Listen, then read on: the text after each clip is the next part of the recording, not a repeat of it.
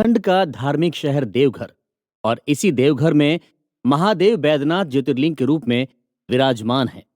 भगवान शिव के 12 ज्योतिर्लिंग में बाबा बैद्यनाथ खास महत्व रखते हैं और ये जगह एक ऐसी सिद्ध पीठ है जहां पर मांगी गई मनोकामना कभी खाली नहीं जाती है। बाबा के दरबार में जो भी भक्त सच्चे मन से प्रार्थना करता है उसकी सभी इच्छाएं पूरी होती है। देवघर में ज्योतिर्लिंग के साथ ही ये जगह मां सती के 51 शक्तिपीठों में से एक है। ऐसा कहा जाता है कि इस जगह पर सती का दिल गिरा था। इस वजह से इसे हृदय पीठ भी कहा जाता है। यहाँ पर मां सती को जय दुर्गा के रूप में पूजा जाता है। ये जगह ज्योतिर्लिंग और शक्तिपीठ का अनूठा संगम है। पूरे देश में ये एक ऐसी जगह है जहां शिव और शक्ति एक साथ मौजूद हैं। झारखंड के देवघर में बैद्यनाथ ज्योतिर्लिंग की स्थापना कैसे हुई, इसके पीछे बहुत ही इंटरेस्टिंग कहानी है जिसके बारे में शिव पुराण में जिक्र मिलता है। बैद्यनाथ ज्योतिर्लिंग का इतिहास लंकापति रावण से जुड़ा है। पौराणिक कथा के अनुसार रावण भगवान शिव का परम भक्त था। शिव तांडव स्तोत्र भी रावण की रचना थी। रावण ने हिमालय पर्वत पर जाकर भगवान शिव को खुश करने के लिए घोर तपस्या की, लेकिन भगवान शिव ने उसे दर्शन नहीं दिए। तब रावण ने अपने सिर काट कर शिवलिंग पर चढ़ाना शुरू कर दिया। एक एक करके उसने अपने 9 सिर भगवान शिव को समर्पित कर दिए, लेकिन रावण जैसे ही 10वां सिर काटने वाला था उससे पहले ही देवाधिदेव महादेव प्रकट हो गए। भगवान शिव ने खुश होकर रावण को उनके 9 सिर वापस लौटा दिए और उसे वरदान मांगने के लिए कहा। रावण ने कहा कि वो कामना लिंग के रूप में उसके साथ लंका चले। वो उन्हें लंका ले जाकर वहां पर शिवलिंग की स्थापना करेगा ताकि वो हमेशा अजय रहे, यानी कि उसे कभी कोई हरा ना सके। भगवान शिव ने रावण की इच्छा को मान लिया। उन्होंने कहा कि वो रावण के साथ शिवलिंग के रूप में चलने के लिए तैयार हैं, लेकिन रावण को उनकी एक शर्त माननी पड़ेगी। भगवान शिव ने रावण को कहा कि अगर उसने शिवलिंग को कहीं भी जमीन पर रख दिया तो वो शिवलिंग हमेशा के लिए वहीं पर स्थापित हो जाएगा और शिवलिंग को दोबारा उठाया नहीं जा सकेगा। रावण इस बात के लिए तैयार हो गया और कामना लिंग को अपने हाथों में उठाकर लंका के लिए रवाना हो गया। लेकिन इधर देवताओं में इस बात को लेकर हाहाकार मच गया कि भगवान शिव कैलाश पर्वत छोड़कर जा रहे हैं। उधर रावण शिवलिंग को हाथ में उठाए लगातार आगे बढ़ रहा था। ऐसा कहा जाता है कि अचानक रास्ते में उसे लघु शंका आई, लेकिन वो शिवलिंग को जमीन पर नहीं रख सकता था। तभी उसने सामने से एक ग्वाले को आते देखा जिसका नाम बैजू था। रावण ने शिवलिंग को उस ग्वाले को पकड़ा दिया और कहा कि वो इसे जमीन पर ना रखे, लेकिन जब रावण फ्रेश होने गया तो उसे काफी देर हो गई।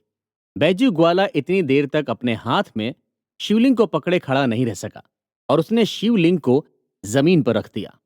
ग्वाले ने जैसे ही शिवलिंग को जमीन पर रखा वो वहीं पर स्थापित हो गया। जब रावण वापस लौटा तो उसने उस शिवलिंग को उठाने की बहुत कोशिश की, लेकिन वो शिवलिंग को उठा नहीं पाया। थक हार कर रावण वहां से शिवलिंग को यूं ही छोड़कर चला गया। उसके बाद भगवान विष्णु और ब्रह्मा जी समेत सभी देवी देवताओं ने उस शिवलिंग की पूजा की और उसकी स्थापना की। जिस जगह पर यह शिवलिंग स्थापित हुआ था वो जगह देवघर थी। बैजू नाम के ग्वाले ने इसे जमीन पर स्थापित किया था, इसीलिए इसे बैद्यनाथ ज्योतिर्लिंग के रूप में पहचान मिली। रावण कामना लिंग के रूप में शिवलिंग को श्रीलंका ले जा रहा था, इसीलिए इसे कामना लिंग के रूप में भी जाना जाता है। त्रेता युग से लेकर आज तक बैद्यनाथ ज्योतिर्लिंग भक्तों के लिए बहुत ही खास है। खासकर सावन के महीने में बाबा बैद्यनाथ धाम में तीर्थयात्रियों की खासी भीड़ रहती है। इस दौरान हजारों लाखों श्रद्धालु सुल्तानगंज से पवित्र गंगा जल लेकर करीब 100 किलोमीटर तक पैदल ही बाबा बैजनाथ धाम पहुंचते हैं और वहां जाकर जल चढ़ाते हैं। बैद्यनाथ धाम में मुख्य मंदिर करीब 72 फीट ऊंचा है। इस मंदिर के गर्भगृह में बाबा बैद्यनाथ ज्योतिर्लिंग है, जहां पर भक्त जल अभिषेक और रुद्र अभिषेक समेत भगवान शिव की पूजा करते हैं। मुख्य मंदिर के पास ही मां पार्वती का मंदिर है। मां पार्वती और बैद्यनाथ ज्योतिर्लिंग के शिखर को कलावा से बांधकर रखा गया है, जिसे शिव और शक्ति का गठजोड़ यानी गठबंधन कहा जाता है। ये ट्रेडिशन यहाँ पर सालों से चला आ रहा है। ऐसी मान्यता है कि नया शादीशुदा जोड़ा अगर यहाँ पर कलावा बांधता है तो उनका रिश्ता शिव और शक्ति की तरह मजबूत बना रहता है। बैद्यनाथ का मंदिर परिसर बहुत बड़ा है, जिसमें करीब 22 मंदिर हैं, जहाँ पर कई देवी देवता की पूजा होती है। बाबा बैद्यनाथ धाम के दरवाजे सुबह 4 बजे अपने भक्तों के लिए खुल जाते हैं। 4 बजे से लेकर 5:30 बजे तक मंदिर के पुजारी अभिषेक और पूजा करते हैं। मंदिर के कपाट दोपहर 3 बजे तक खुले रहते हैं। शाम में बाबा बैद्यनाथ का विशेष श्रृंगार होता है और रात को आरती के बाद 9 बजे दरवाजे बंद कर दिए जाते हैं।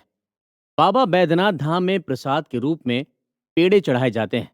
भारत में जितने भी शिव मंदिर और ज्योतिर्लिंग है, वहां मंदिर के शिखर पर ध्वजा के साथ साथ त्रिशूल भी लगा होता है।